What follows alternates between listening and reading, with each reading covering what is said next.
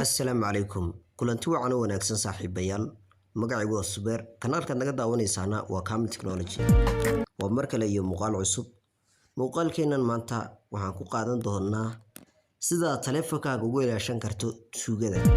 mararka qaar waxa dhacda in taleefankaaga meelo aad ka soo ilowdo ama meelo uu kaaga lumo ama se laga jebsiyo waxa dhici karta adiga oo meel xaflada jooga in taleefankaaga si aadan ogeyn lagaaga jebsiyo kadibna sidaas uu taleefankaaga kugu daayo hadhowna taleefanka aad tagto meelaha telefoonada lagu gado meelaha lagu biinka laga jebiyo telefoonada si taleefankaaga aad soo hesho haddaba arrimahaas oo dhan waad ka maarmi doontaa maanta kadib taleefankaaga haddii laga xado ama laga jebsiyo waxaad soo heli kartaa sida ugu fudud adigoo raacaya talaabooyinkan aan maanta ku sii doono haddaba yaanan ka sii hordhicine ku soo dhow muuqaalka faahfaahsan haddii tay markuu ugu horreysad kanaalka soo booqatayna waxaan si xushmad leh kaaga codsanayaa inaad kanaalka subscribe garayso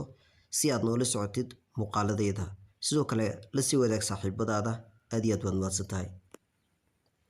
haddaba ugu horreyn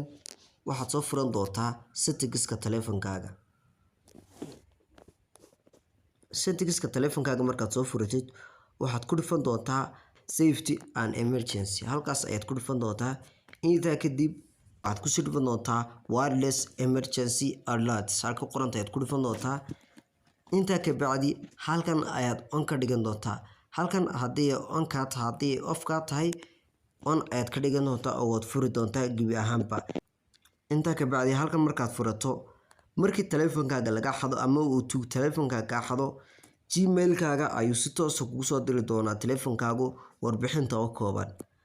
ugu horreynna si aad u hesho xogtaada oo dhan waa inaad taqaanaa gmail-ladaada soomaalida cilada badan haysata ayaa ah in gmail markay samaystaan ay xifdin waayaan gmail-ka username-ka iyo password-kiisa ugu dambeyn gmail-ku waxa ugu muhiimsan ee taleefankaaga aad ugu muhiim ah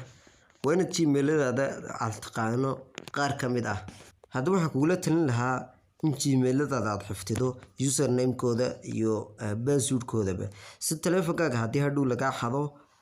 aad u heli karto xogtiisa halka uu yaal iyo meesha uu ku sugan yahayba